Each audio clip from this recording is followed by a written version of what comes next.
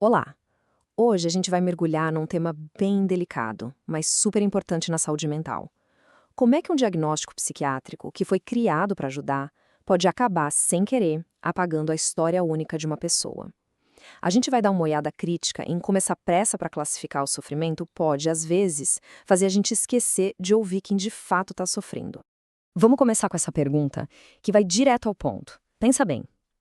A tristeza é uma resposta completamente normal, aliás, necessária da vida. Só que numa sociedade que vive com pressa para ter solução para tudo, a fronteira entre a dor, que faz parte de viver, e uma doença parece cada vez mais borrada. Onde é que a gente traça essa linha final? Pois é, essa dificuldade de traçar a linha nos leva direto para a nossa primeira parte, a corrida para rotular. Vamos investigar um pouco como essa tendência de transformar experiências humanas normais em doenças acontece. É um fenômeno que tem até nome: psicopatologização.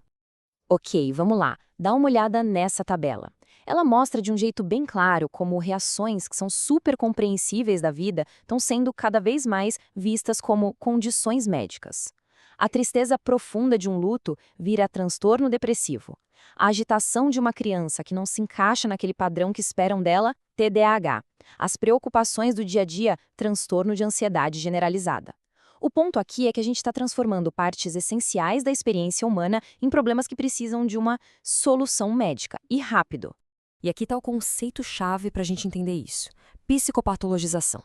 Mas olha, isso vai muito além de um simples diagnóstico. É uma tendência da sociedade mesmo de medicalizar a vida, de tratar problemas que podem ser sociais, existenciais ou até políticos, como se fossem questões puramente biológicas e individuais. Tá, mas como é que a gente chegou nesse ponto? Nessa segunda sessão, o Manual e o Mercado, a gente vai investigar as ferramentas e, claro, as forças econômicas que acabam empurrando essa tendência de tanto diagnóstico. Quem é que se beneficia quando mais e mais partes da vida se tornam tratáveis? Essa linha do tempo é fundamental, gente. Presta atenção nesse ponto de virada aqui, em 1980, com o DSM-3. Antes, os manuais tentavam entender o porquê do sofrimento, sabe? Levavam em conta a história da pessoa, o contexto dela. A partir do DSM-3, o foco mudou completamente. Passou a ser só catalogar o quê? Ou seja, uma lista de sintomas que dá para ver. Essa mudança, que ignora a causa, abriu uma porteira enorme para uma nova forma de ver e de vender a saúde mental. E essa citação aqui mostra a consequência disso de um jeito brilhante. O Allen Francis, que foi o próprio coordenador do DSM-4, admite que o novo modelo do manual, que é baseado numa lista de sintomas, não aguentou a pressão do mercado. Isso é uma denúncia poderosíssima vindo de dentro do sistema, né? Liga o manual direto aos interesses comerciais da indústria farmacêutica. Então, como é que essa engrenagem funciona na prática? É quase um pacto, sabe? Primeiro, o DSM padroniza os transtornos. Ele cria alvos bem definidos. Segundo, a indústria farmacêutica cria e promove remédios para esses alvos. E terceiro, o sucesso dessa parceria toda leva a uma inflação de diagnósticos, criando cada vez mais categorias e, claro, expandindo o mercado. É um ciclo que se mostrou, extremamente lucrativo. Bom, agora a gente chega no clímax da nossa análise.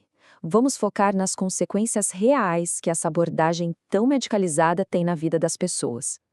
Qual é o preço que a gente paga por essa eficiência toda na hora de diagnosticar? O ponto central é este, e essa frase resume a nossa discussão inteira. O único não cabe no manual. O manual de diagnóstico está sempre procurando um padrão, algo que se repete em todo mundo. Mas o sofrimento é sempre singular, é único para cada pessoa. E é aí que mora um conflito gigantesco entre o rótulo padronizado e a experiência de cada um. Esse quadro aqui compara as duas abordagens, deixa tudo preto no branco. A visão medicalizante foca no sintoma, busca uma explicação biológica e o objetivo é classificar para poder medicar.